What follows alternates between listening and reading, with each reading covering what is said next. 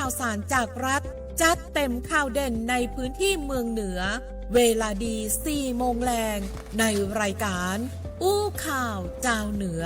ต่างสถานีวิทยุแห่งประเทศไทยภาคเหนือตอนบน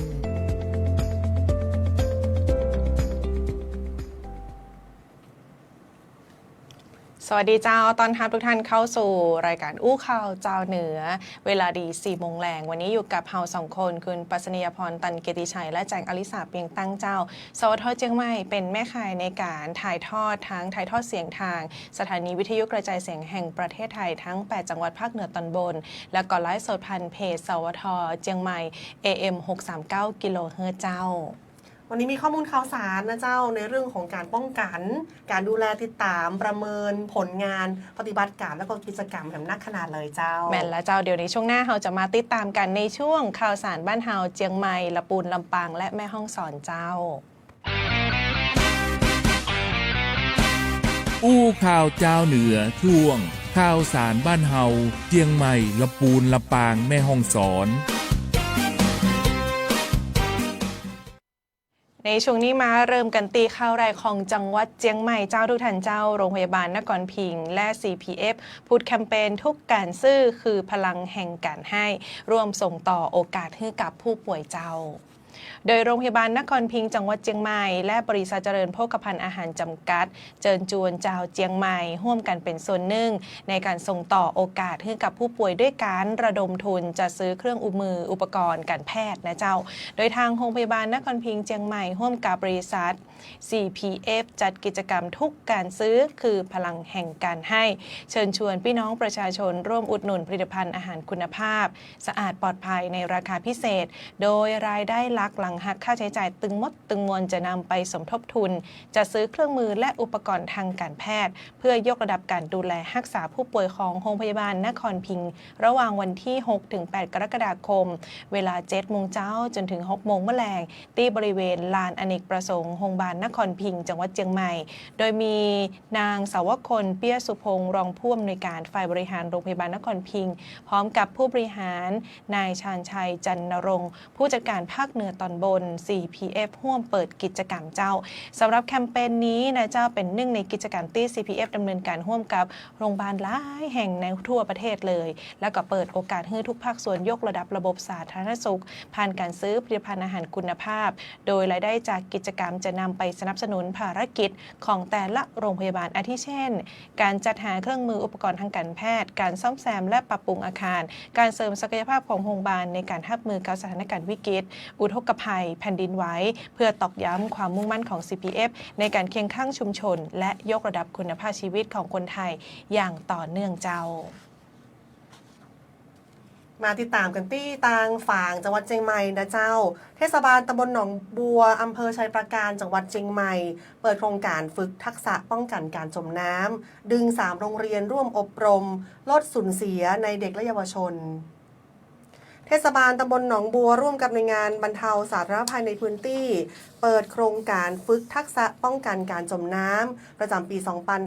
2569 โดยทางด้านนายมงคลทวีอภิรดีวิโรจน์นายกเทศมนตรีตำบลหนองบัวอำเภอชัยปราการจังหวัดเชียงใหม่เป็นประธานเปิดโครงการฝึกทักษะป้องกันการจมน้ำประจำปี 2569 ที่ศูนย์อาหารบ้านแก้วการตำบลปงตำอำเภอชัยปราการจังหวัดเชียงใหม่โครงการนี้จัดโดยงานป้องกันและบรรเทาสาธารณภัยเทศบาลตำบลหนองบัวมีการจัดอบรมขึ้นระหว่างวันที่ 7 และ 8 กรกฎาคม 2569 มีกลุ่มเป้าหมายเป็นนักเรียนโรงเรียนบ้านสินชัยโรงเรียนบ้านผาแดงและโรงเรียนสันติวนาเข้าร่วมการเรียนรู้หลักสูตรประกอบไปด้วยความรู้ความเข้าใจสถานการณ์การจมน้ำของละอ่อนอายุ1-15 ปี การเอาตัวรอดเมื่อเกิดเหตุคนตกน้ำมีการฝึกภาคปฏิบัติในเรื่องของการลอยตัวเพื่อเอาชีวิตรอดการลอยตัวเข้าฝั่งการช่วยคืนชีพหรือว่า CPR ช่วยเหลือผู้ประสบภัยทางน้ำตามหลักตะโกนโยนยื่นซึ่งโครงการนี้ก็ได้รับความอนุเคราะห์ทีมวิทยากรผู้เชี่ยวชาญจากหลายหน่วยงาน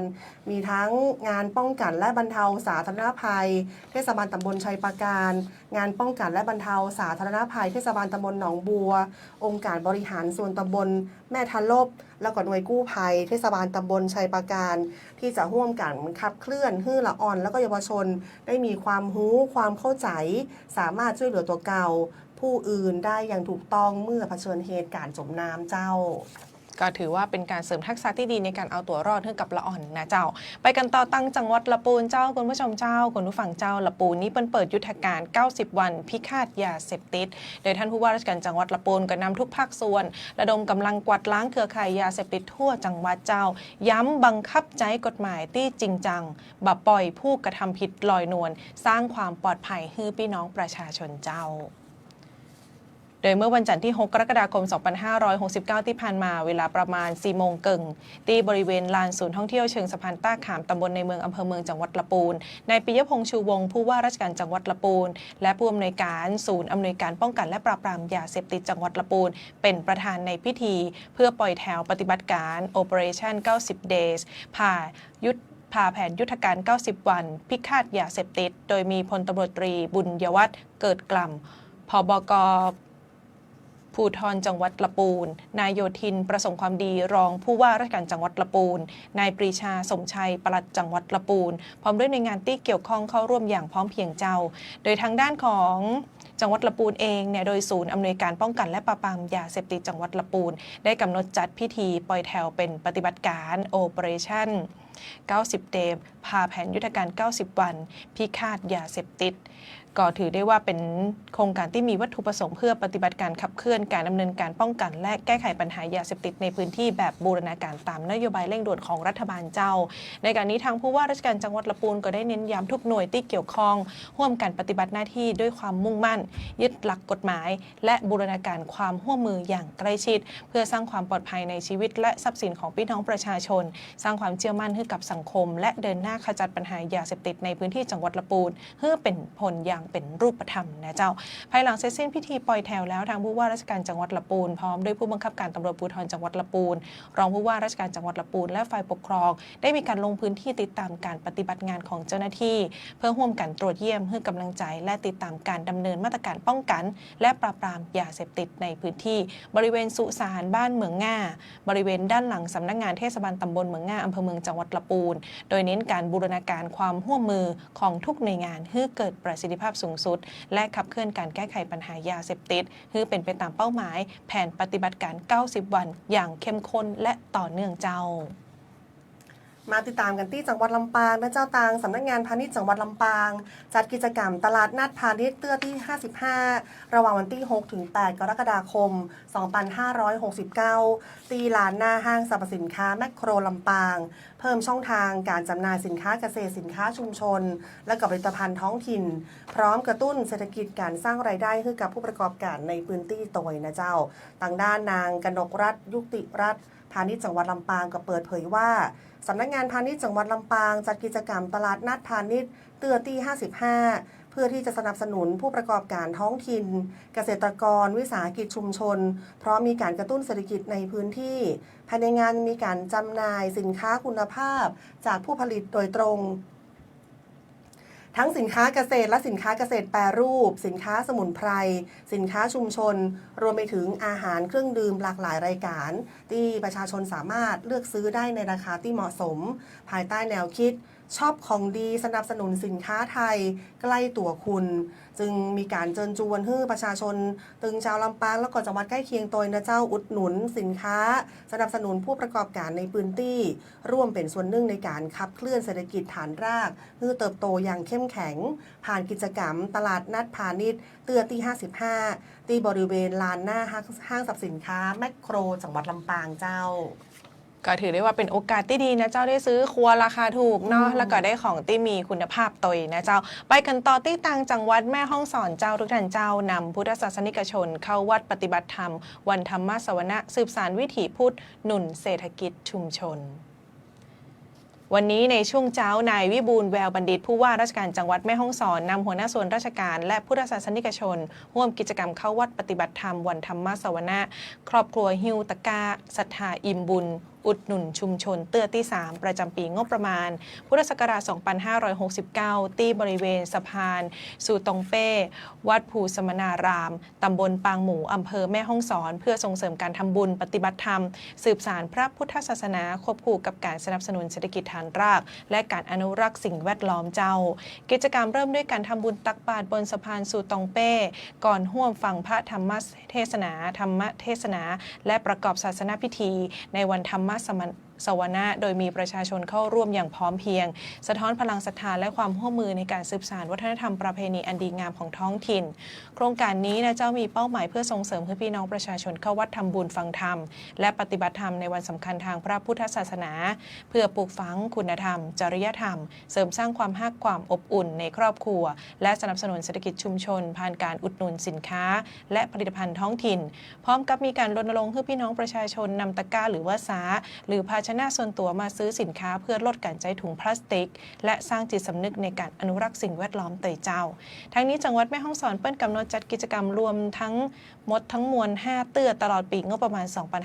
2569 โดยหลังจากจัดไปแล้ว3เตื้อจะมีกิจกรรมแหม2เตื้อได้แก่วันที่ 6 สิงหาคม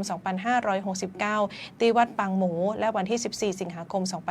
2569 ที่วัดภูสมณารามตำบลปางหมูอำเภอแม่ฮ่องสอนจึงขอเชิญชวนพุทธศาสนิกชนและพี่น้องประชาชนร่วมทำบุญปฏิบัติธรรมและอุดหนุนสินค้าชุมชนเพื่อร่วมสืบสานพระพุทธศาสนาและความเข้มแข็งให้กับชุมชนอย่างยั่งยืนเจ้า ติดตามกับทางสวทแม่เสรียงจังหวัดแม่ฮ่องสอนนะเจ้าฝ่ายปกครองอำเภอแม่เสรียงขานฮับนโยบายรัฐบาลด้านความมั่นคง9ด้านเดินหน้าปฏิบัติการ Operation 90 Days ผ่านแผนยุทธการ90 วันพิฆาตยาเสพติดคุมเข้มพื้นที่เสี่ยงปราบปรามยาเสพติดสกัดกั้นการลอบเข้าเมืองผิดกฎหมายและก็ปราบปรามอาชญากรรมข้ามชาติเจ้านายวรศักดิ์พานทองนายอำเภอแม่เสรียงในฐานะผู้อำนวยการศูนย์ปฏิบัติการป้องกันและปราบปรามยาเสพติดอำเภอแม่เสรียงนำชุดปฏิบัติการพิเศษฝ่ายปกครองอำเภอแม่เสรียงส่วนที่กำลังร่วมกับสถานีตำรวจภูธรท่าตาฟังและก็ตำรวจตรวจคนเข้าเมืองแม่เสรียงดำเนินการตามนโยบายรัฐบาลด้านความมั่นคงมุ่งเน้นการป้องกันและปราบปรามยาเสพติดการสกัดกั้นการลอบเข้าเมืองโดยผิดกฎหมายนะจ๊ะแล้วมีการปราบปรามอาชญากรรมข้ามชาติซึ่งผลการปฏิบัติงานเจ้าหน้าที่ก็ได้สามารถจับกุมผู้กระทำความผิดบริเวณถนนภายในหมู่บ้านจอมกิติหมู่ที่13ตำบลแม่ยวมอำเภอแม่เสรียงจังหวัดแม่ฮ่องสอนโดยผลการจับกุมนะเจ้าก็มีการจับกุมบุคคลต่างด้าวสัญชาติเมียนมาหรือพม่าจำนวน4รายในหัวข้อเป็นบุคคลต่างด้าวเข้ามาในราชอาณาจักรโดยบ่ได้รับอนุญาตก่อนที่จะนำตัวส่งพนักงานสอบสวนเพื่อดำเนินคดีกฎหมายจับกุมชายไทยอายุ32ปีภูมิลำเนาอยู่ที่หมู่ที่7ตำบลแม่เสรียงอำเภอแม่เสรียงจังหวัดแม่ฮ่องสอนมีข้อกล่าวหาก็คือว่าช่วยเหลือซ่อนเร้นเพื่อการช่วยเหลือการบุคคลต่างด้าวที่เข้ามาในราชอาณาจักรโดยผิดกฎหมายมีการเสพยาเสพติดให้โทษประเภทหนึ่งเม็ดแอมเฟตามีนหรือว่ายาบ้าโดยผลการตรวจสอบก็พบว่ามีสารเสพติดในร่างกายและเป็นผู้ขับขี่รถยนต์ขณะมีสารเสพติดในร่างกายและก็การลักลอบการเล่นพนันผ่านสื่ออิเล็กทรอนิกส์เพื่อที่จะพนันเอาทรัพย์สินโดยไม่ได้รับอนุญาตนะเจ้าซึ่งการปฏิบัติการครั้งนี้เนี่ยก็เป็นส่วนหนึ่งในการขับเคลื่อนนโยบายรัฐบาลที่จะยกระดับการป้องกันและแก้ไขปัญหายาเสพติดควบคู่กับการรักษาความมั่นคงตามชายแดนการป้องกันการลักลอบเข้าเมืองโดยผิดกฎหมายแล้วก็การปราบปรามอาชญากรรมข้ามชาติเพื่อที่จะสร้างความสงบเรียบร้อยและก็ความปลอดภัยให้กับประชาชนเจ้าก็คือกำลังใจทางเจ้าหน้าที่นะเจ้าปฏิบัติงานกันในหลายพื้นที่เพราะว่าตอนนี้นโยบายหลักของท่านนายกรัฐมนตรีก็คือปราบปรามในเรื่องของยาเสพติดให้ได้ผลที่เป็นรูปธรรมอย่างชัดเจนภายใน90วันนะเจ้าเดี๋ยวช่วงหน้ามาติดตามข่าวสารกันต่อเจ้าคุณผู้ชมคุณผู้ฟังเจ้าในช่วงข่าวสารบ้านเฮาเจียงไฮ้พะเยาแปนนานอู้ข่าวเจ้าเหนือช่วงข่าวสารบ้านเฮาเจียงไฮ้พะเยาแปรนานไปติดตามข้อมูลข่าวสารกันตั้งจังหวัดเจียงไฮ้เจ้าคุณผู้ฟังคุณผู้ชมเจ้ากอรมนจังหวัดเจียงไฮ้รายงานระดับน้ำสายอย่างปกติแนวบิ๊กแบ็กแข็งแรงทุกจุดเฝ้าระวังสถานการณ์อย่างต่อเนื่องเจ้าในเช้าวันนี้นะเจ้ากองอำนวยการรักษาความมั่นคงภายในจังหวัดเจียงไฮ้หรือกอรมนจังหวัดเจียงไฮ้เพื่อได้มีการรายงานสถานการณ์ในพื้นที่อำเภอแม่สายพบว่ามีฝนตกเล็กน้อยในบางพื้นที่โดยสถานีโทรมาศบ้านโจตาดาและสถานีโทรมาศบริเวณสะพานมิตรภาพไทยเมียนมาแห่งที่1ตรวจวัดระดับน้ำยังอยู่ในเกณฑ์ปกติเจ้าจากการตรวจสอบจุดเฝ้าระวังสำคัญได้แก่บริเวณใต้สะพานมิตรภาพแห่งที่1บ้านเกาะทรายซอย12และ14หอประชุมไม้ลุงขนประตูระบายน้ำ1คลองชลประทานคลองชลประทาน RMC1 และบริเวณบ้านสวนรีสอร์ทพบว่าสถานการณ์ยังเป็นปกติเจ้าขณะที่แนวป้องกันน้ำท่วมโดยบิ๊กแบ็กทุกจุดยังมีความแข็งแรงบ่พบการหัวซึมหรือความเสียหายแต่ทั้งนี้ทางกอรมนจังหวัดเจียงไฮ้และหน่วยงานที่เกี่ยวข้องยังคงต้องติดตามสถานการณ์ฝนและระดับน้ำกันอย่างใกล้ชิดตลอด24ชั่วโมงเจ้าเพื่อจะได้เตรียมความพร้อมรับมือหากเกิดฝนตกหนักหรือปริมาณน้ำเพิ่มขึ้นอย่างฉับพลันติดตามกันที่ตางพะเยานะเจ้ากรมชลประทานเปิดเวทีรับฟังความคิดเห็นโครงการอ่างเก็บน้ำห้วยแม่ปังจังหวัดพะเยามุ่งศึกษาความเหมาะสมผลกระทบสิ่งแวดล้อมเพื่อแก้ปัญหาน้ำท่วมน้ำแล้งคือสอดคล้องกับวิถีชีวิตคนในชุมชนอย่างยั่งยืนนายพิชัยเขื่อนเพชรนายอำเภอเชียงม่วนเป็นประธานเปิดการประชุมปฐมนิเทศโครงการศึกษาความเหมาะสมและก็ผลกระทบสิ่งแวดล้อมเบื้องต้นโครงการอ่างเก็บน้ำห้วยแม่ปังจังหวัดพะเยาที่หอประชุมที่ว่าการอำเภอเชียงม่วงโดยมีส่วนราชการผู้นำชุมชนและประชาชนในพื้นที่เข้าร่วมรับฟังและแสดงความคิดเห็นเป็นจำนวนมาก โดยที่มีการลงพื้นที่โดยนะเจ้าแล้วก็มีการประชุมหารือสำรวจพื้นที่ซึ่งพื้นที่บ้านบ่อเปี้ยตำบลบ้านมางอำเภอเชียงม่วนเนี่ยต้อง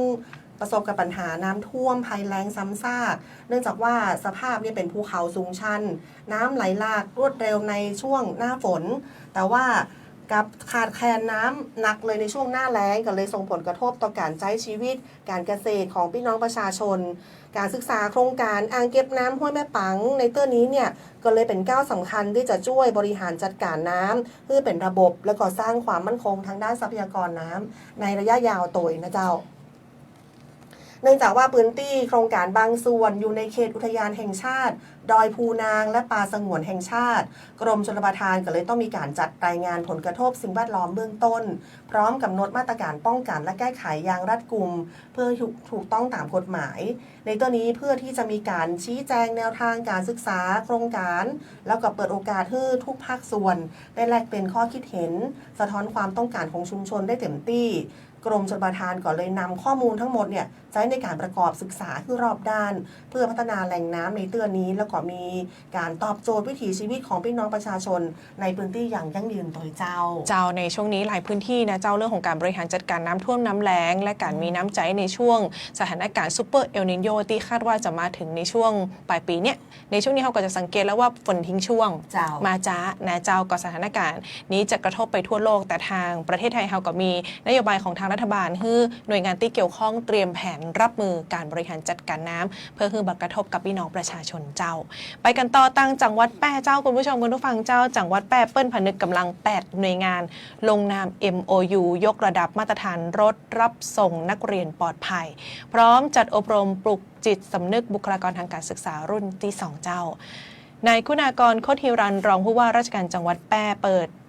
โครงการปลุกจิตสำนึกความปลอดภัยในการใช้รถใช้ถนนในกลุ่มผู้ขับรถรับส่งนักเรียนในจังหวัดแปร่ประจำปีงบประมาณพุทธศักราช 2569 รุ่นที่ 2 ตีห้องนักคราแกลนบอลลูมโรงแรมแปร่นักคราโดยมุ่งเน้นกลุ่มบุคลากรทางการศึกษาในจังหวัดแปร่เพื่อสร้างเครือข่ายความปลอดภัยในการเดินทางของนักเรียนพร้อมกันนี้ได้จัดพิธีลงนาม MOU เพื่อยกระดับมาตรฐานความปลอดภัยในการใช้รถใช้ถนนรับส่งนักเรียนนะเจ้าจังหวัดแปร่เองซึ่งเป็นการบูรณาการความร่วมมือระหว่าง8หน่วยงานภาคีเครือข่ายด้วยกันได้แก่สำนักงานขนส่งจังหวัดแปร่ตำรวจภูธรจังหวัดแปร่สำนักงานป้องกันและบรรเทาสาธารณภัยจังหวัดแปร่สำนักงานศึกษาธิการจังหวัดแปร่สำนักงานพื้นที่การศึกษาประถมศึกษาแปร่เขต1และเขต2สำนักงานเขตพื้นที่การศึกษามัธยมศึกษาแปร่และสำนักงานพัฒนาสังคมและความมั่นคงของมนุษย์จังหวัดแปร่รองผู้ว่าราชการจังหวัดแปร่ได้อู้ถึงว่าปัญหาอุบัติเหตุทางถนนของไทยเนี่ยมันยังคงมีความรุนแรงโดยเฉพาะรถทับส่งนักเรียนที่เป็นพาหนะที่มีความเสี่ยงสูงจากการขับรถเร็วแล้วก็สภาพรถเนี่ยปลอดภัยหรือการดัดแปลงรถก็ตามการจัดการอบรมในเตือนนี้จึงมุ่งหวังให้สถานศึกษาตระหนักถึงความสำคัญและมีส่วนร่วมในการบริหารจัดการเรื่องของการเดินทางของนักเรียนให้มีความสะดวกปลอดภัยตามมาตรฐานที่กฎหมายกำหนดและเป็นการสร้างความเชื่อมั่นให้กับผู้ปกครองตนด้านนางสาวดารารัตน์ดาวเวียงกันขนส่งจังหวัดแปร่ได้เปิดเผยข้อมูลที่น่ากังวลในระหว่างปีพุทธศักราช 2566 ถึง 2568 ประเทศไทยเกิดอุบัติเหตุรถรับส่งนักเรียนถึง 80 เตื้อด้วยกันส่งผลให้มีผู้บาดเจ็บและเสียชีวิตจำนวนนักสำนักงานขนส่งจังหวัดแปร่จึงได้จัดการอบรมในเตื้อนี้ขึ้นโดยมีบุคลากรทางการศึกษาเข้าร่วมกว่า150 คนเจ้าและเพื่อเป็นการเสริมสร้างความรู้ในเรื่องของกฎจราจรมาตรฐานอุปกรณ์ส่วนควบของรถและวิธีปฏิบัติเพื่อเวลาที่เกิดอุบัติเหตุฉุกเฉินเนี่ยจะได้มีการเตรียมความพร้อมในเจ้าแล้วก็ให้ผู้เข้ารับการอบรมเนี่ยสามารถนำความรู้ไปปรับใช้ในการป้องกันและแก้ไขปัญหาอุบัติเหตุในสถานศึกษาได้อย่างเป็นรูปธรรมเจ้าที่จังหวัดน่านก็จัดเหมือนกันนะเจ้ามันมีการยกระดับมาตรฐานความปลอดภัยรถรับส่งนักเรียนมุ่งสร้างความอุ่นใจแล้วก็ลดอุบัติเหตุบนถนนยกระดับมาตรฐานความปลอดภัยสู่มาตรฐานสากลแล้วก็มีความปลอดภัยเยาวชนในจังหวัดตอยเจ้าที่ห้องประชุมโรงเรียนราชานุบาลอำเภอเมืองน่านจังหวัดน่านนายชนรงค์วงใหญ่ผู้ว่าราชการจังหวัดน่านมอบหมายให้ทางด้านนายวิไลวรรณบูดาสารองผู้ว่าราชการจังหวัดน่านเป็นประธานในพิธีเปิดโค ครงการเพิ่มประสิทธิภาพมาตรฐานความปลอดภัยรถรับส่งนักเรียนจังหวัดน่านประจำปี 2569 รุ่นที่ 4 มีกลุ่มเป้าหมายผู้ประกอบการขับรถรับส่งนักเรียนจำนวน 40 คนพร้อมด้วยผู้แทนจากหน่วยงานที่เกี่ยวข้องเข้าร่วมกิจกรรมเพื่อที่จะส่งเสริมให้ผู้ขับรถรับส่งนักเรียนได้มีความรู้ความเข้าใจที่ถูกต้องเกี่ยวกับการปฏิบัติตามกฎหมายจราจรการยกระดับมาตรฐานความปลอดภัยของตัวรถอุปกรณ์ส่วนควบเพื่อมีความพร้อมในการใช้งานรวมไปถึงพัฒนาระบบการบริหารจัดการความปลอดภัยร่วมกับสถานศึกษาและก็หน่วยงานภาคีเครือข่ายที่เกี่ยวข้องอย่างเป็นรูปธรรมนะเจ้ามีทั้งเนื้อหาการอบรมในเรื่องของกฎหมายระเบียบที่เกี่ยวข้องเกี่ยวกับการรับส่งนักเรียนตามมาตรฐานของกรมการขนส่งทางบกมาตรฐานความปลอดภัยในการตรวจสอบสภาพรถอุปกรณ์ความปลอดภัยเพื่อป้องกันความเสี่ยงต่อการเกิดเหตุการจัดการเหตุฉุกเฉินฝึกปฏิบัติจริงในการรับมือกับสถานการณ์ที่บังคับฝันบนท้องถนนเพื่อให้ผู้ขับขี่สามารถแก้ไขสถานการณ์ได้อย่างถูกต้องและก็จะมีการสร้างความเข้าใจร่วมกันนะเจ้าโดยที่ต่างรองผู้ว่าราชการจังหวัดน่านก็ได้มีการพูดถึงความปลอดภัยของนักเรียนก็ถือว่าเป็นหัวใจสำคัญนะเจ้าผู้ขับขี่รถรับส่งนักเรียนมีหน้าที่ที่จะส่งนักเรียนให้ถึงเป้าหมายเนาะจังหวัดน่านก็เลยมุ่งที่จะมีการอบรมเสริมทักษะพัฒนาทักษะให้มีการสร้างวัฒนธรรมความปลอดภัยบนท้องถนนร่วมกันโดยเจ้าและนี่ก็คือเรื่องราวในรายการอู้ข่าวเจ้าเหนือที่นำมาฝากคุณผู้ฟังและคุณผู้ชมกันในวันนี้ในวันอังคารที่ 7 กรกฎาคม 2569 โดยสวท.เจียงใหม่และทีมงานของเฮาเจ้าได้เป็นแม่ข่ายเนาะในช่วงถัดไปทุกท่านจะได้รับชมและรับฟังรายการใต้ร่มพระบารมีพระพันปีหลวงวันนี้สวท.เจียงใหม่ทีมงานของเฮาต้องขออนุญาตลาทุกท่านไปก่อนสวัสดีเจ้าสวัสดีเจ้า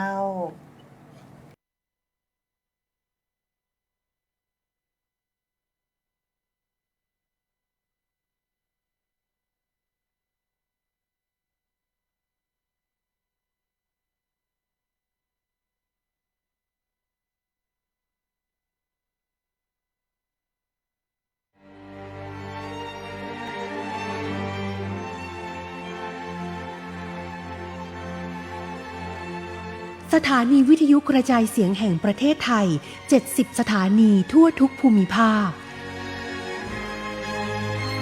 เสนอรายการใต้ร่มพระบารมีพระพันปีหลวง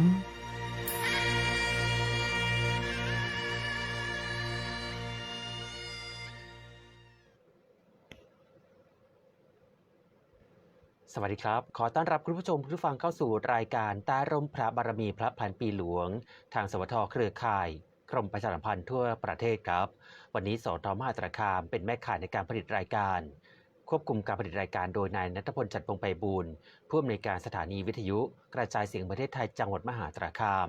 อำนวยการผลิตโดยนายสมบัติ ชัยรัตน์ผู้อำนวยการสำนักงานประชาสัมพันธ์ที่ 1วันนี้ดำเนินรายการโดยกระผมสุรเดช เนืองชนะครับซึ่งในช่วงของรายการใต้ร่มพระบารมีพระพันปีหลวงนะครับซึ่งก็จะมาพบกับคุณผู้ชมผู้ฟังทุกวันจันทร์ถึงวันศุกร์โดยเป็นรายการที่ผลิตขึ้นมาเพื่อเป็นการน้อมรำลึกในพระมหากรุณาธิคุณของสมเด็จพระนางเจ้าสิริกิติ์พระบรมราชินีนาถพระบรมราชชนนีพันปีหลวงในช่วงแรกของรายการนะครับคุณผู้ฟังคุณผู้ชมครับจะนำทุกท่านไปย้อนอดีตติดตามการเสด็จพระราชดำเนินของในหลวงรัชกาลที่ 9และสมเด็จพระนางเจ้าสิริกิติ์พระบรมราชินีนาถพระบรมราชชนนีพันปีหลวงซึ่งทั้งสองพระองค์ได้เสด็จพระราชดำเนินมาจังหวัดมหาสารคามหลายครั้งด้วยกันติดตามได้จากอาจารย์ธีรชัยบุญมาธรรมข้าราชการบำนาญมหาวิทยาลัยราชภัฏมหาสารคามและเครือข่ายนักจัดรายการวิทยุรายการเสียงจากชุมชนคนสารคามไปติดตามกันในช่วงภาพเก่าเล่าเรื่องครับขอนำทุกท่านเข้าสู่ช่วงภาพเก่าเล่าเรื่อง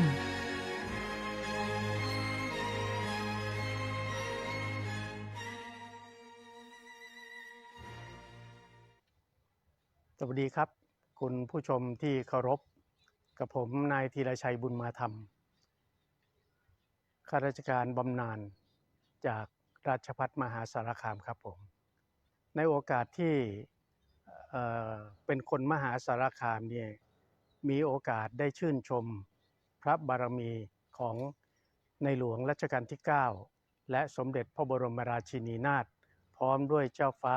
ทั้งสองพระองค์เสด็จมามหาสารคามซึ่งเป็นเรื่องที่ไม่เคยมีมาก่อนเริ่มแรกครั้งแรกที่คนมหาสารคามได้เฝ้าชมพระบารมีพระบาทสมเด็จพระเจ้าอยู่หัวรัชกาลที่9และสมเด็จพระบรมราชินีนาถพระบรมราชชนนีพันปีหลวงเนี่ยก็คือตั้งแต่ปี 2498 ครับตั้งเมืองมหาสารคามมา90 ปีเพิ่งมีในหลวงหรือพระเจ้าแผ่นดินเสด็จมหาสารคามเป็นครั้งแรกเป็นที่ตื่นตาตื่นใจของชาวมหาสารคามเป็นอย่างยิ่งช่วงนั้นเป็นช่วงที่พระบาทสมเด็จพระเจ้าอยู่หัวสมเด็จพระนางเจ้าพระบรมราชินีนาถฟ้าหญิงทั้งสองพระองค์เสด็จ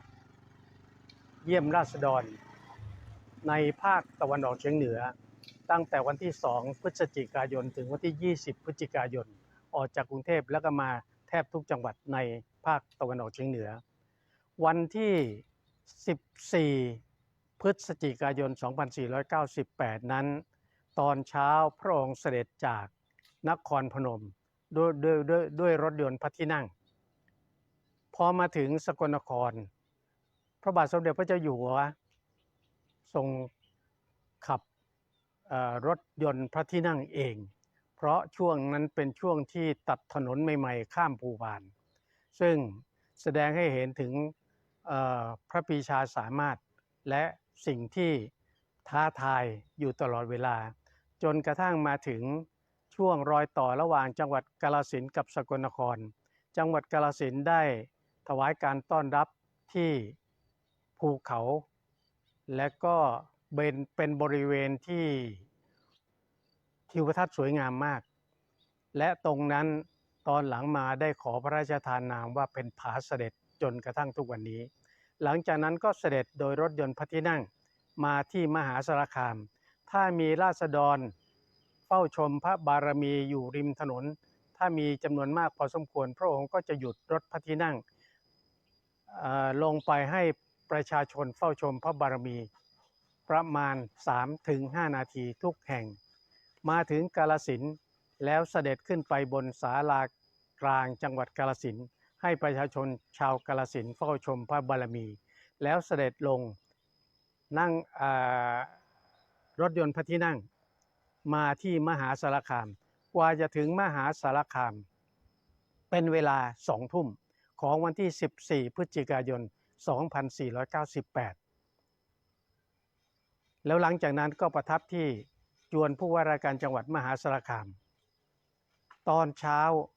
เป็นสิ่งที่ประชาชนชาวมหาสารคามที่อยากจะเห็นถ้าจะพูดเป็นภาษาชาวบ้านอยากจะเห็นพระเจ้าแผ่นดินไม่เคยเห็นมาก่อนเลยบางคนเดินทางมาที่มหาสารคามหลายวันคนอำเภอต่างๆคนจังหวัดใกล้เคียงก็เดินทางมาด้วยสมัยก่อนหาโรงแรมที่พักไม่ได้ก็อาศัยอยู่ตามวัดตามห้องตรงหน้าถังของร้านคนจีนขออนุญาตนอนเป็นที่น่าอัศจรรย์ใจว่าคนเหล่านี้สู้ถึงแม้ว่าจะมาอยู่วัน2 วันก็ตามตอนเช้าพระบาทสมเด็จพระเจ้าอยู่หัวสมเด็จพระนางเจ้าพระบรมราชินีนาถเสด็จขึ้นบนศาลากลางของจังหวัดมหาสารคามถือว่าเป็นหลังที่2ตอนนี้ก็ยังมีสภาพอยู่ว่าเป็นPK Park ของมหาสารคามในช่วงนั้นเนี่ย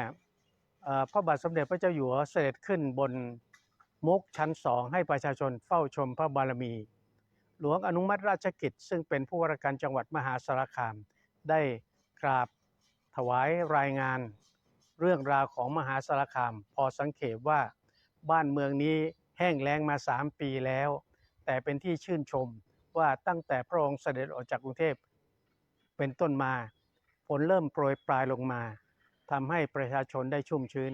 และในขณะเดียวกันพระบาทสมเด็จพระเจ้าอยู่หัวก็มีพระราชดำรัสขอบใจผู้ที่มาต้อนรับและก็ขออำนวยพรให้คนมหาสารคามและคนที่มาเฝ้ามีความสุขความเจริญและประกอบสัมมาชีพให้อุดมสมบูรณ์แก่ครอบครัว แก่ชุมชนและประเทศชาติต่อไปอันนี้เป็นสั้นๆแล้วหลังจากนั้นก็เสด็จลงจากศาลากลางจังหวัดให้ประชาชนเฝ้าชมพระบารมีอย่างใกล้ชิด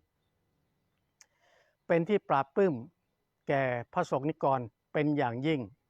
ใช้เวลาประมาณ2 ชั่วโมงหลังจากนั้นก็เสด็จไปทางร้อยเอ็ดประชาชนที่ยังไม่อิ่มหนำก็เลยติดตามไปถึงร้อยเอ็ดก็มีนะครับอันนี้เป็นการเสด็จครั้งที่1มีพระบาทสมเด็จพระเจ้าอยู่หัวสมเด็จพระนางเจ้าพระบรมราชินีนาถ2 พระองค์เท่านั้นตอนแรกที่มานะครับครั้งที่2นี่เป็นการเสด็จเปิดโรงเรียนราชประชานุเคราะห์ที่อำเภอวาปีปทุมปี 2514 วันที่ 27 พฤศจิกายน 27 ตุลาคมนะครับเนื่องจากโรงเรียน3 แห่งได้รับอุบัติเหตุจากวาตภัยก็ได้ทรงพระกรุณาเมตตามอบมูลนิธิราชประชานุเคราะห์ให้มาซ่อมแซมแล้วก็ดำเนินกิจการต่างๆช่วยโรงเรียน3 โรงเรียน 1. โรงเรียนบ้านกอกก็ตั้งให้เป็นโรงเรียนราชประชานุเคราะห์16โรงเรียนบ้านแดงก็เปลี่ยนชื่อเป็นโรงเรียนราชประชานุเคราะห์17และโรงเรียนบ้านเหล่ากล้างปลา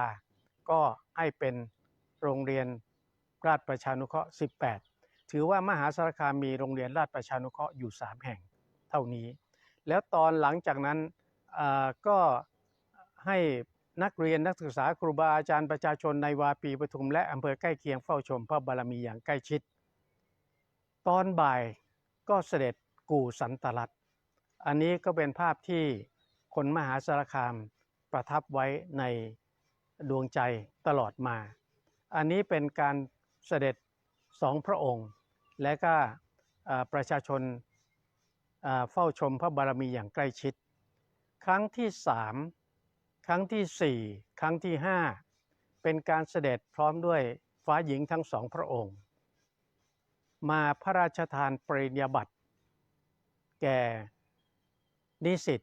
นักศึกษาของมหาวิทยาลัยมหาสารคาม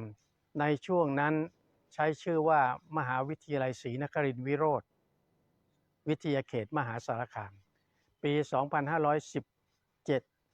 16 17 และ 19นะครับอันนั้นก็เป็นครั้งที่3 4 และ 5ส่วนครั้งที่6นั้นผมได้มีโอกาสเฝ้าชมพระบารมีค่อนข้างจะใกล้ชิดเพราะเพิ่งมารับราชการที่นี่นะครับคือการที่พระบาทสมเด็จพระเจ้าอยู่หัว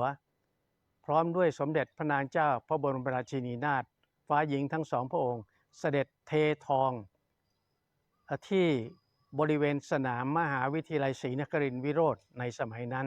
ปัจจุบันก็คือมหาวิทยาลัยมหาสารคามวิทยาเขตในเมืองเททองหล่อพระพุทธรูปซึ่งคณะศิลปกรรม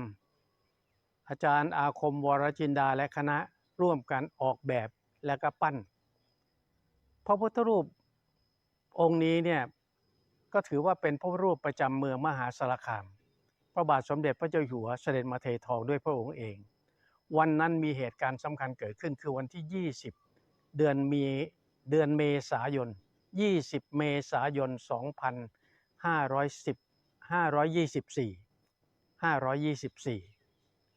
ตอนกลางวันประมาณสักบ่ายๆนะครับมีพิธีเททองหลังจากพิธีเททองเสร็จเรียบร้อย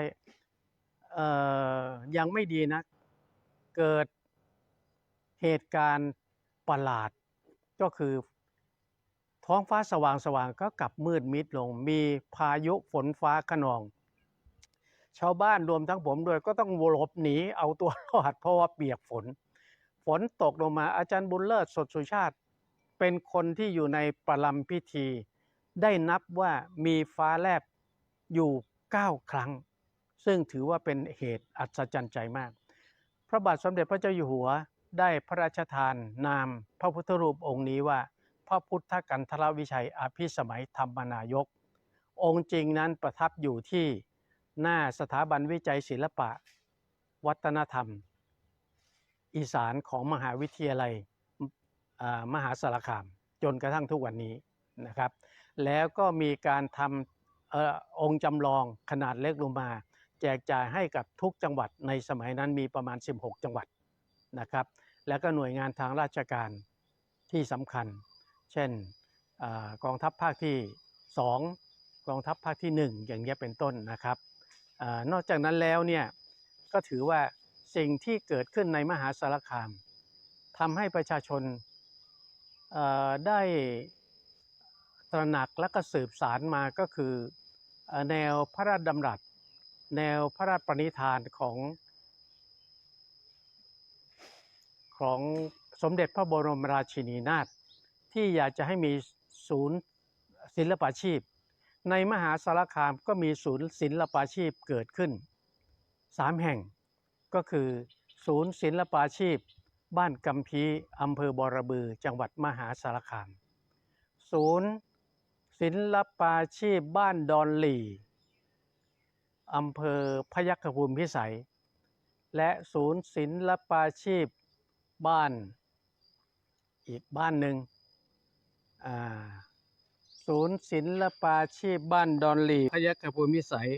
และศูนย์ศิลปาชีพบ้านโคกองนะครับกัมพีบอระบือดอนหลีพยัคฆภูมิพิสัยอันนี้ก็เป็นศูนย์ศิลปาชีพที่เน้นหนักในเรื่องของการทอผ้าการจักสานและอาชีพของชาวบ้านทั่วๆไปปัจจุบันนี้ยังคงดำเนินการอยู่อันนี้ก็เป็นสิ่งที่ประทับใจในโอกาสที่มีโอกาสเฝ้าชมพระบารมีไม่กี่ครั้งส่วนคนมหาสารคามหลายหน่วยงานเฝ้าชมพระบารมีมาโดยตลอดนะครับก็ขอสวัสดีเพียงแค่นี้ครับสวัสดีครับในช่วงที่ 2 ของรายการใต้ร่มพระบารมีพระพันปีหลวงจะนำคุณผู้ชมผู้ฟังไปติดตามสารคดีเฉลิมพระเกียรติแม่ของแผ่นดิน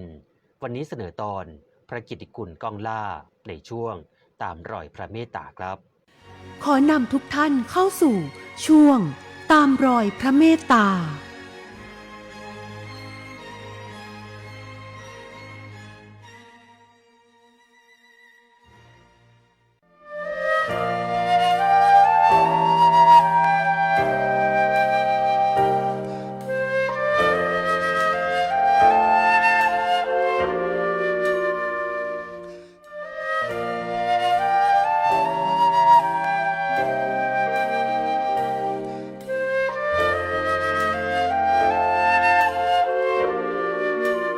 เกิดมาครั้งนี้ได้มามีโอกาสเป็นพระราชินี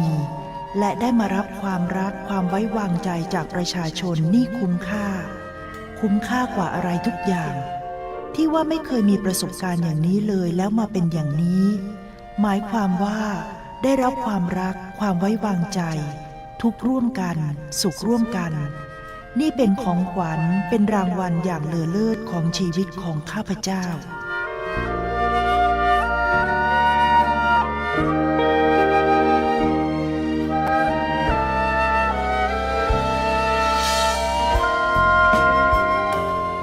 นับตั้งแต่สมเด็จพระนางเจ้าพระบรมราชินีนาถทรงได้รับการสถาปนาเป็นสมเด็จพระราชินีของปวงชนชาวไทยเมื่อปี 2493 เป็นต้นมาทรงเป็นรัตนนารีเคียงคู่พระบารมีพระบาทสมเด็จพระเจ้าอยู่หัวด้วยทรงทุ่มเทพระวรกายพระสติปัญญาปฏิบัติพระราชกรณียกิจน้อยใหญ่ในฐานะแม่ของแผ่นดินที่ล้วนแต่เป็นประโยชน์แก่ประสบนิกรและประเทศชาติอย่างครบถ้วนโดยเฉพาะการพระราชทานความช่วยเหลือแก่ราษฎรผู้ทุกข์ยากให้มีอาชีพมีรายได้อย่างยั่งยืนมั่นคงรวมทั้งผู้เดือดร้อนไร้ที่พึ่งพิงที่หมายรวมถึงผู้อพยพลี้ภัยด้วยทรงเห็นว่าเป็นเพื่อนมนุษย์ด้วยกันยิ่งไปกว่านั้นป่าไม้ต้นไม้สัตว์ป่าน้อยใหญ่ที่ใกล้สูญพันธุ์ล้วนแล้วแต่ได้รับพระเมตตาด้วยเช่นกัน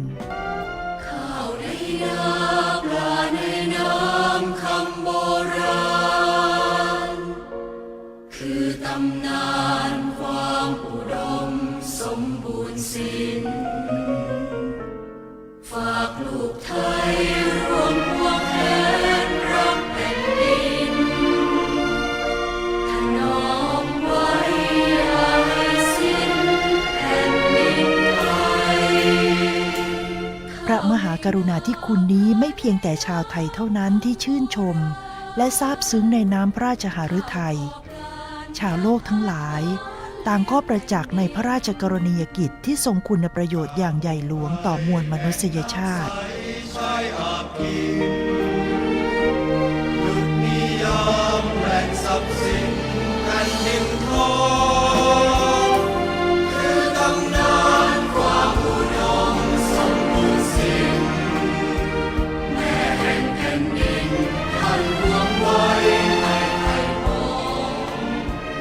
จากพระราชปณิธานที่ทรงมุ่งมั่นปฏิบัติพระราชกรณียกิจ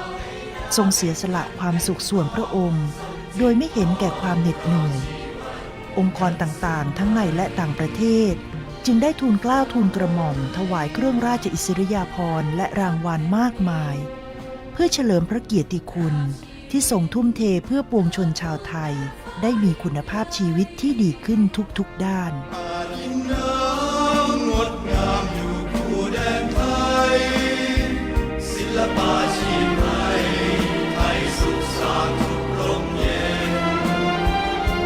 พระบุญญามหาราชินีนาถสนองจงรักสง่างามพระบำเพ็ญ นอกจากนี้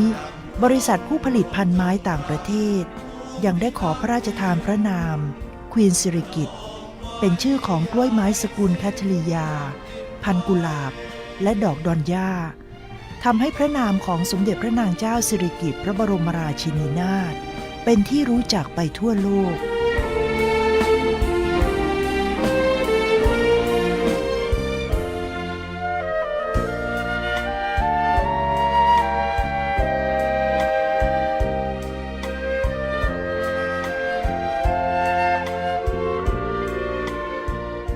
เป็นที่ประจักษ์แจ้งแล้วว่าเป้าหมายสำคัญในการทรงงานของสมเด็จพระนางเจ้าพระบรมราชินีนาถคือความอยู่ดีมีสุขของประสบนิกรและความสงบร่มเย็นของประเทศชาติซึ่งทรงเรียกว่ากำไรของแผ่นดินหมายถึงสามารถทำให้ผู้มีรายได้น้อยหรือผู้ยากจนในประเทศมีอาชีพมีรายได้เลี้ยงตนเองและครอบครัวได้อย่างมั่นคงสามารถดำรงชีพได้อย่างมีความสุขอันเป็นพื้นฐานสำคัญในการพัฒนาประเทศนำความผาสุกมาสู่ชาติบ้านเมืองสมดังพระราชปณิธาน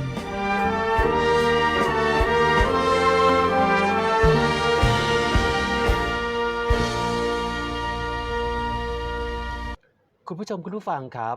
สมเด็จพระนางเจ้าสิริกิติ์พระบรมราชินีนาถพระบรมราชชนนีพันปีหลวงพระองค์ทรงมีพระราชสวนีเรื่องของการส่งเสริม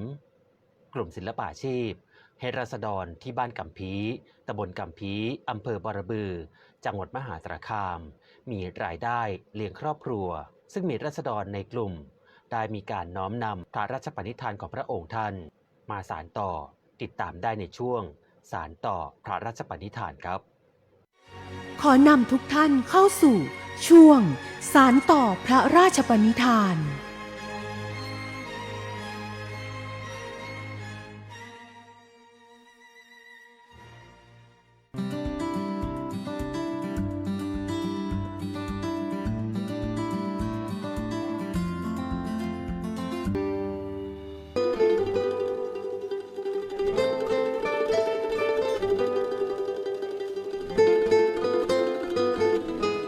ก่อนจะเข้ามาเป็นกลุ่มทอผ้าไหม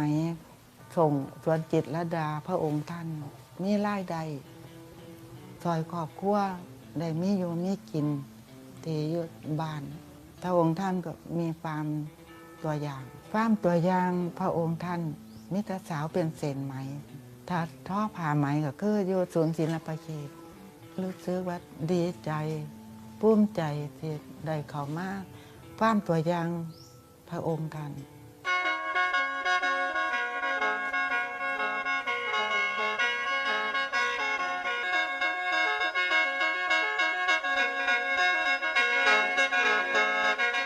แต่ก่อนก็หากินมาท่านได้เหมือนนี่กันเลยมาอันเห็ดน้ำเพลินนี่แหละค่ะเขามาเห็ดได้ฟาร์มคนนี้ก็เกือบ10 ปีแล้วล่ะค่ะขนานี้เขาปลูกได้หลายอยู่ค่ะหน้าฝนเขาก็กับปลูกว่าใครได้หลายปานไหนเพราะว่ามันฝนตกแต่มันอยากปลูกยากจังน้อยนั่นนะคือว่ากับอยู่ไกลบ้านเขาสิล่ะเขาอยากเดินเขาก็เดินกลับบ้านได้เขาอยากขี่จักรยานเขาก็ขี่กลับบ้านสิล่ะค่ะ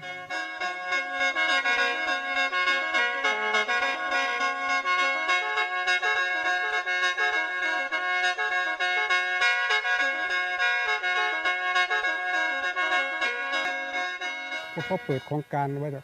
ทำหรือว่ามาศึกษาความรู้แต่ก่อนก็เลี้ยงหมูเลี้ยงไก่เพราะว่าผมจบจากพุ่นแล้วผมก็รีบขอมาอยู่พืชไร่ไม่ผลเขาปลูกบักถังมะนาวปีที่แรก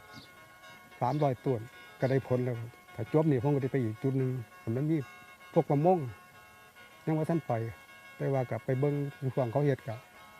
สิพ่อข้าวได้เฮ็ดได้อยู่ครับก็ได้ไปเลี้ยงปลาเลี้ยงกบที่หน้าอยู่แต่ก่อนผมก็ลำบากที่นี่เพิ่นรับคนแก่เพิ่นกันรับครับเฮ็ดได้ครับผมก็ดีใจว่าพวกเพิ่นมาตั้งอยู่นี่ผมก็ภูมิใจหลายผมก็เฮ็ดขนาดผมแต่ก่อนผมก็บ่มีกำลังวังชาหรอกครับผมเขามาอยู่นี่ผมก็เพิ่น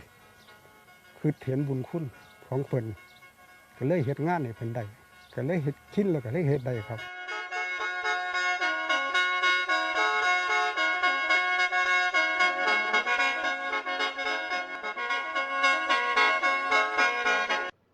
และทั้งหมดนี้คือเรื่องราวที่มานำเสนอในช่วงของรายการใต้ร่มพระบารมีพระพันปีหลวงสวทมหาสารคามในวันนี้ครับกับรายการในวันนี้นะครับทุกท่านครับก็เดินทางมาถึงช่วงท้ายของรายการแล้วครับแล้วพบกันใหม่ในโอกาสต่อไปสำหรับพรุ่งนี้ครับส่งต่อให้กับสวทอำนาจเจริญในการผลิตรายการวันนี้กระผมสุรเดช หนึ่งชนะผู้ดำเนินรายการพร้อมทีมงานสวทมหาสารคามลาทุกท่านไปแต่เพียงเท่านี้ครับสวัสดีครับ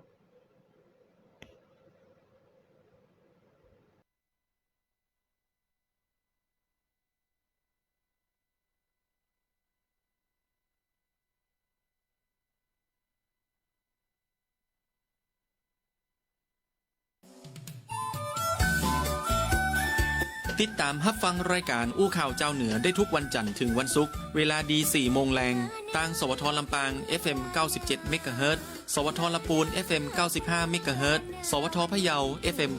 95.25 เมกะเฮิรตซ์สวทแป้ FM 91 เมกะเฮิรตซ์สวทน่าน FM 94.75 เมกะเฮิรตซ์สวทเชียงใหม่ FM 98 เมกะเฮิรตซ์และ AM 639 กิโลเฮิรตซ์สวทฝาง FM 89.25 เมกะเฮิรตซ์สวทเจียงไฮ้ FM 95.75 เมกะเฮิรตซ์สวทแม่ฮ่องสอน FM 104 เมกะเฮิรตซ์สวทแม่เสรียง FM 90.5 เมกะเฮิรตซ์และสวทเพื่อการเรียนรู้และเตือนภัยภาคเหนือ AM 549 กิโลเฮิรตซ์และเพจ Facebook ของแต่ละสถานีเนอร์ครับไปกันที่เมืองลำปางไปกันที่เมืองลำปางเครื่องปั้นลือน้ำถ้วยชามกาไก่นั่งรถมาไปแอวบ้านชมเมืองฝึกจางลือเรื่องบ้านเมืองศรัทธาพากันไหว้สาพระธาตุลำปางหลวงกำจุนหนุนดวงรุ่งเรืองหน้าที่ของฝากมากมีแวะตีต้งเกวียนเจิญท่านแวะเวียนถนนคนเดินกองตา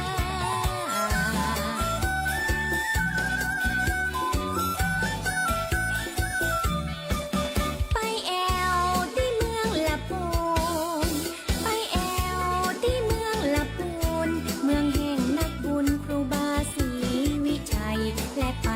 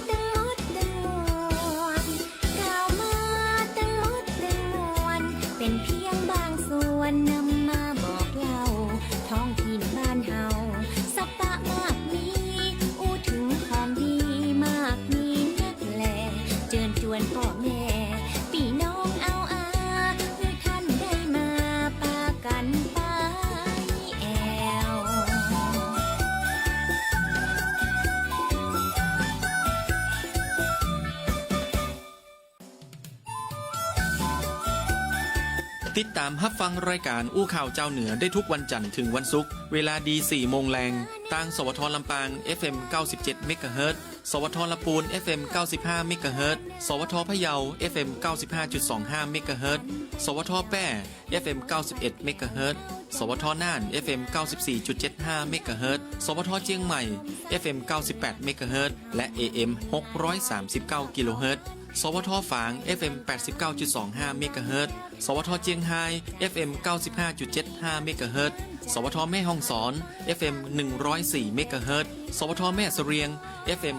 90.5 เมกะเฮิรตซ์และสวทเพื่อการเรียนรู้และเตือนภัยภาคเหนือ AM 549 กิโลเฮิรตซ์และเพจ Facebook ของแต่ละสถานีเนอร์ครับ ไปกันที่เมืองลำปางไปกันที่เมืองลำปางเครื่องปั้นลือน้ำถ้วยชามกาไก่นั่งรถมาไปแอวบ้านชมเมืองฝึกจางลือเรื่องบ้านเมืองศรัทธาพากันไหว้สาพระธาตุลำปางหลวงกำจุนหนุนดวงรุ่งเรืองหน้าที่ของฝากมากมีแวะตีต้มเกวียนเจอท่านแวะเวียนถนนคนเดินกองตา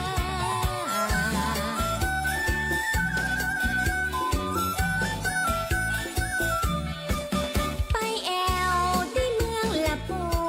นไปแอวที่เมืองละปูนเมืองแห่งนักบุญครูบาศรีวิชัยและไปสาวัยวัดจามเทวีเอกสักรีผู้คนศรัทธาพระรอดนั้นนาเป็นที่เรื่องลือปกปักษามีโชคมีใจกระเทียมลำใหญ่ผลผลิตมากมีเมืองถิ่นดินดีประเพณีงดงาม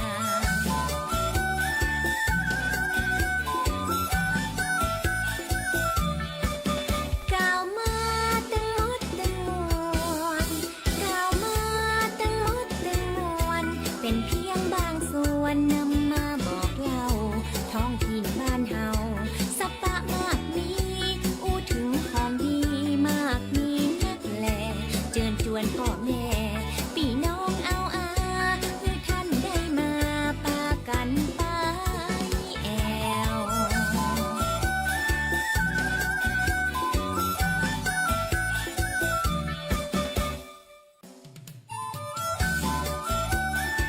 ติดตามรับฟังรายการอู้ข่าวเจ้าเหนือได้ทุกวันจันทร์ถึงวันศุกร์เวลาดี4โมงแรงทางสวทลำปาง FM 97 เมกะเฮิรตซ์สวทลปูน FM 95 เมกะเฮิรตซ์สวทพะเยา FM 95.25 เมกะเฮิรตซ์สวทแป้ FM 91 เมกะเฮิรตซ์สวทน่าน FM 94.75 เมกะเฮิรตซ์สวทเชียงใหม่ FM 98 เมกะเฮิรตซ์และ AM 639 กิโลเฮิรตซ์สวทฝาง FM 89.25 เมกะเฮิรตซ์สวทเจียงไฮ้ FM 95.75 เมกะเฮิรตซ์สวทแม่ฮ่องสอน FM 104 เมกะเฮิรตซ์สวทแม่เสรียง FM 90.5 เมกะเฮิรตซ์และสวทเพื่อการเรียนรู้และเตือนภัยภาคเหนือ AM 549 กิโลเฮิรตซ์และเพจ Facebook ของแต่ละสถานีเนอร์ครับ ไปกันที่เมืองลำปางไปกันที่เมืองลำปางเครื่องปั้นลือน้ำถ้วยชามกาไก่นั่งรถมาไป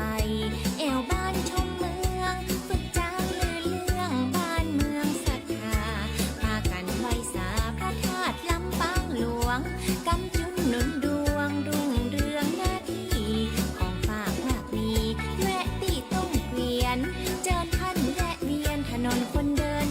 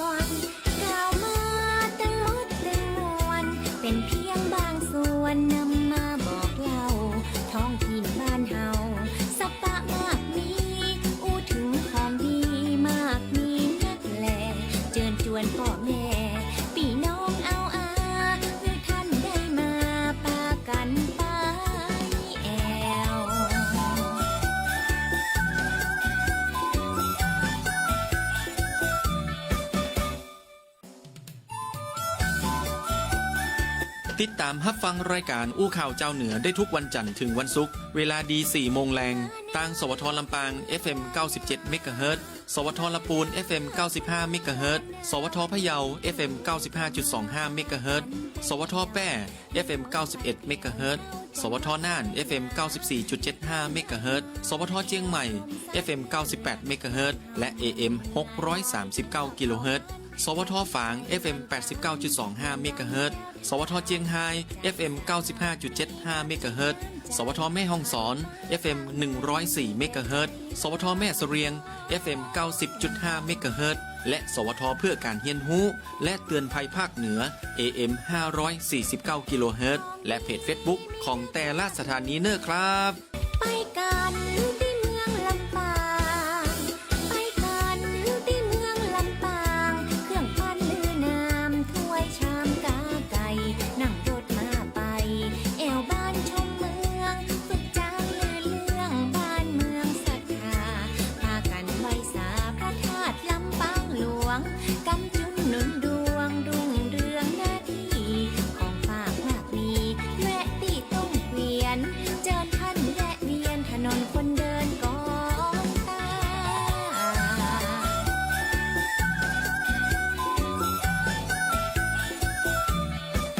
ไปแอวที่เมืองละปูนไปแอวที่เมืองละปูนเมืองแห่งนักบุญครูบาศรีวิชัยและไปสาวัยวัดจามเทวีเอกสตรีผู้คนศรัทธาพระรอดนั้นนาเป็นที่เรื่อง